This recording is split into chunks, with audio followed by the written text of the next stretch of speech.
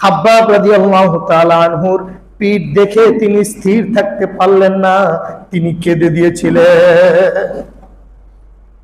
ওমর রাদিয়াল্লাহু তাআলা আনহুকে, হযরত ওমর রাদিয়াল্লাহু তাআলা আনহু খাব্বাব রাদিয়াল্লাহু তাআলা আনহুকে জিজ্ঞাসা করেছিলেন, তোমার পিঠের এরকম অবস্থা কিভাবে হলো? হযরত খাব্বাব রাদিয়াল্লাহু তাআলা আনহু বলেন, আমি যখন ইসলাম গ্রহণ করেছিলাম, জিজ্ঞাসা করে কেমন আছিস, তখন আর উত্তর তো দেয় না, বরং পরিচয়টা পর্যন্ত দিতে লজ্জা করে, লজ্জা বোধ করে, মনে করে তার সাথে যদি আমি পরিচয় দেই, তার সামনে যদি আমি স্বাভাবিকভাবে কথা বলি, তাহলে আমার স্ট্যাটাস ঠিক থাকে না। হযরত ওমর রাদিয়াল্লাহু তাআলা আনহু বলেন, যে ব্যক্তির এরকম বংশের গরিমা সৃষ্টি হয়, সে যেন আবু লাহাবের দিকে তাকায়। মুমিনদের সম্পর্কে এই সূরার মধ্যে অনেক আলোচনা হয়েছে, এজন্য এই সূরার নামকরণ করা হয়েছে সূরাতুল মুমিনুন। কোরআনে কারীমের মধ্যে যত সূরা আছে তা দুই ভাগে বিভক্ত করা হয়েছে, মাক্কি এবং মাদানী হওয়ার দিক থেকে। সূরাতুল মুমিনুন এটা মক্কায় অবতীর্ণ একটা সূরা, মাক্কিয়া। কিছু সূরা আছে মাদানী, কিছু আছে মাক্কি। সূরাতুল মুমিনুন এটা মক্কায় অবতীর্ণ একটা সূরা। এই সূরার মধ্যে 118টি আয়াত আছে। 118টি আয়াত, 100 বাদ দিলে আর কত থাকে? 18। এই 18 নাম্বার পারার প্রথম পৃষ্ঠাতেই এই সূরাটা অবস্থিত, সূরাতুল মুমিনুন। এই সূরাতুল মুমিনুন থেকে আমি তেলাওয়াত করেছি। আল্লাহ রাব্বুল আলামিন এই সূরা শুরুতেই অত্যন্ত গুরুত্বের সাথে মুমিনদের সম্পর্কে একটা মেসেজ দিয়েছেন। সেটা হলো, আল্লাহ রাব্বুল আলামিন বলেন, قد أفلح المؤمنون قد أفلح المؤمنون। আল্লাহ রাব্বুল আলামিন বলেন, যারা মুমিন বান্দা বান্দি রয়েছে, যারা ঈমানদার আছে, সে পুরুষ হোক মহিলা হোক, যে কোনো শ্রেণী পেশার হোক না কেন, যদি মুমিন হয়, আল্লাহ রাব্বুল আলামিন বলেন ওই ব্যক্তি সে সফল কাম হয়ে গেছে। মুমিন হওয়ার সুবাদে সে কি হয়ে গেছে? সফল কাম। সফলতা মানে কি? সফলতা বলতে আমরা কি বুঝি বলেন তো? সফলতা বলতে আমরা বুঝি অনেক কষ্ট করে লেখাপড়া করে ভালো একটা চাকরি যখন পায়, অভাব অনটন যখন দূর হয়ে যায়, কয়েক লক্ষ টাকা বেতন হয়, জমি রেখে যখন সেখানে ঘর বানায়, যেই মা তাকে কষ্ট করে লালন পালন করেছে তাকে যখন সেই বাড়িতে রাখে, আশেপাশের মানুষগুলো কি বলে? অনেক কষ্ট করে মা তাকে লালন পালন করে, ছোটকালে বাপটা মারা গিয়েছিল, লেখাপড়া করিয়েছে, মানুষের বাসায় কাজ করে, এখন একটু আল্লাহ তার দিকে চোখ তুল্লা তাকাইছে, এরকম বলা হয় না? যখন দুনিয়াতে কেউ বাড়ি করে, বেশি টাকা ইনকাম করে, ভালো পজিশনে থাকে, তখন মানুষ বলে যে এখন আল্লাহ তাআলা তার দিকে তাকাইছে, মানে কি সে এখন সফল। অনেক কষ্ট করে লেখাপড়া করলো, লেখাপড়া করার পরে ভালো একটা রেজাল্ট পেয়েছে, তখন বলে অনেক কষ্টর পর এখন সে সফল কাম হয়েছে। পরীক্ষায় ভালো রেজাল্টকে আমরা সফলতা বলি, ভালো পজিশনে চাকরি পাওয়াকে সফলতা বলি, ভালো গাড়ির মালিক হওয়া, বাড়ির মালিক হওয়া, নারীর মালিক হওয়াকে আমি সফলতা মনে করি।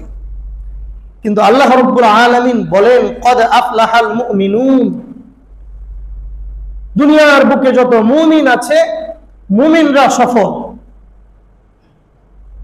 তাহলে আমাদের দৃষ্টিতে যেটাকে সফল বলি, যেটাকে সফলতা বলি, আর আল্লাহ রাব্বুল আলামিন যেটাকে সফলতা বলতেছেন, দুইটা কি এক জিনিস?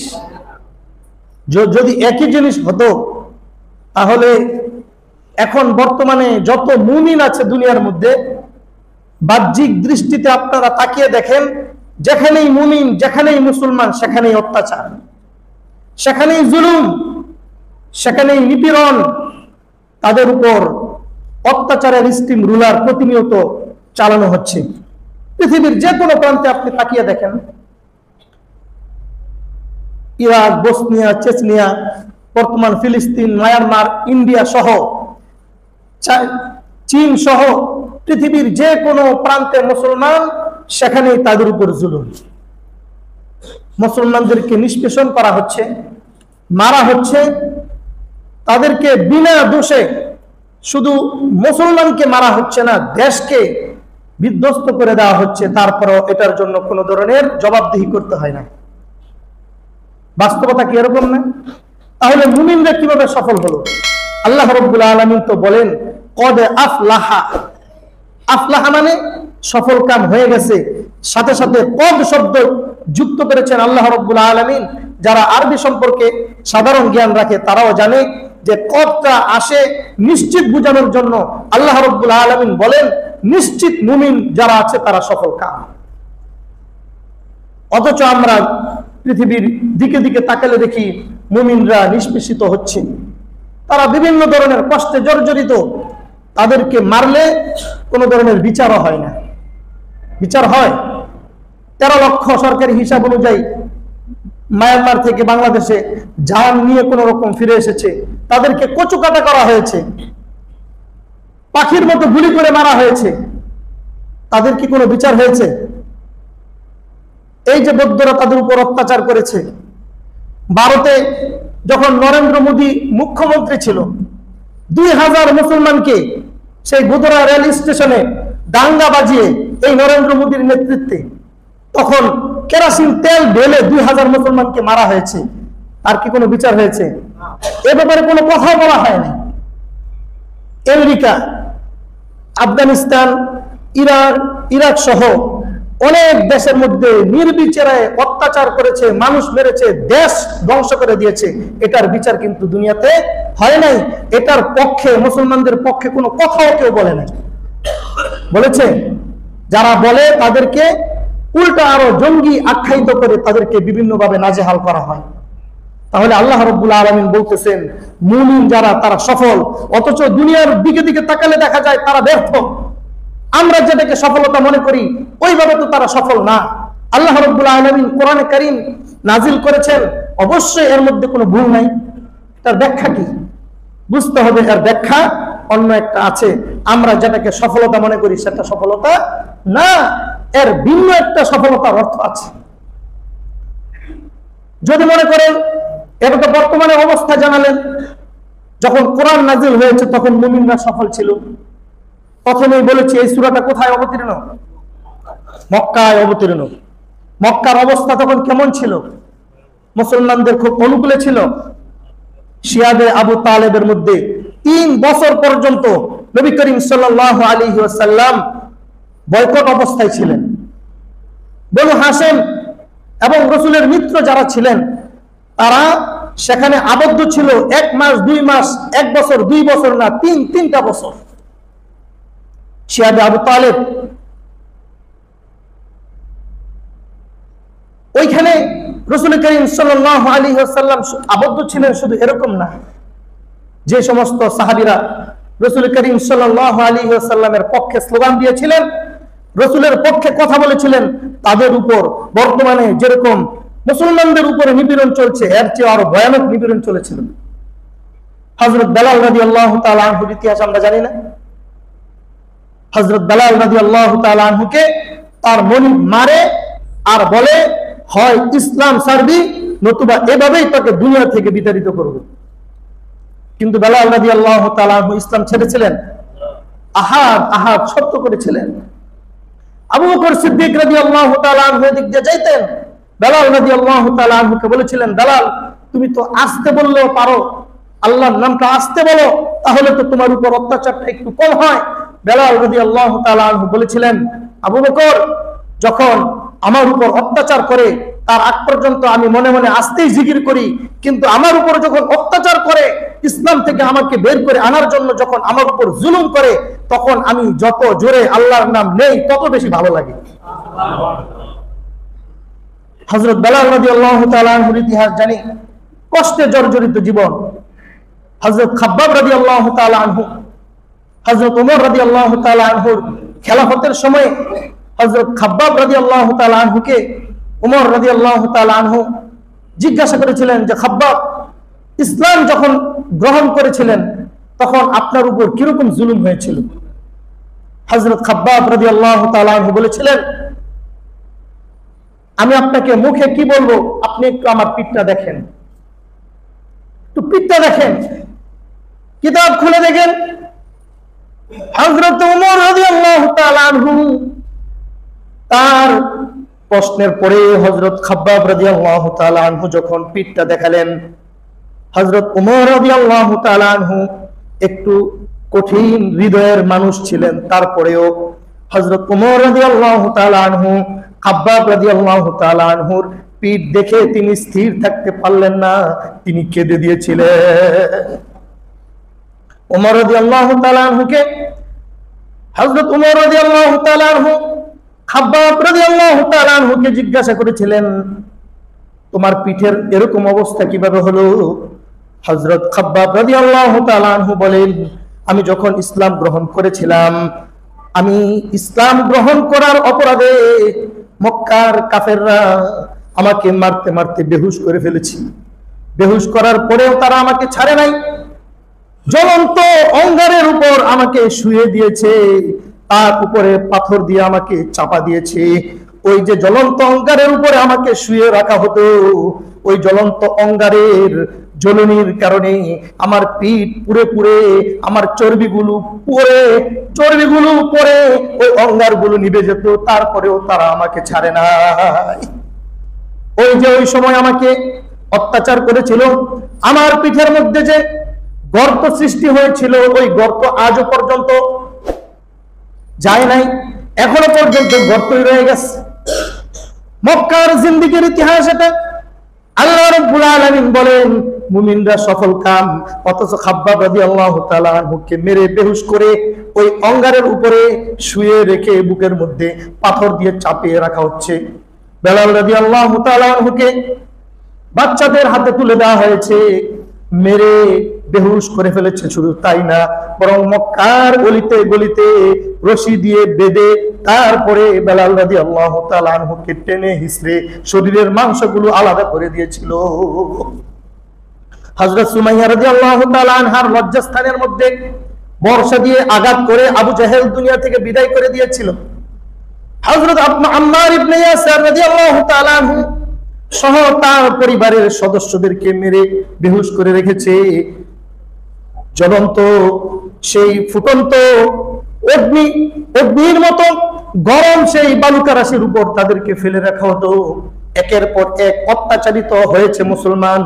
শুধু তাই না, আমাদের নবী মুহাম্মদুর রাসূলুল্লাহ সাল্লাল্লাহু আলাইহি ওয়াসাল্লামকে দুনিয়া থেকে বিদায় করে দেওয়ার জন্য যত ধরনের ষড়যন্ত্র হতে পারে সব করেছিল। এত কিছু করার পরেও আল্লাহ রাব্বুল আলামিন বলতেছেন, ক্বাদ আফলাহাল মুমিনুন, মুমিনরা সফল কাম হয়ে গেছে, নিশ্চিত সফল কাম হয়ে গেছে।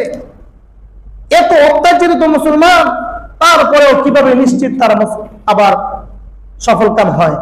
একটা প্রশ্ন থাকে কিনা? যখন কোরআন নাজিল হয়েছে, এই সূরাটা যখন নাজিল হয়েছিল, মক্কায় নাজিল হয়েছে, ওই সময়ও মুসলমান নির্যাতিত ছিল।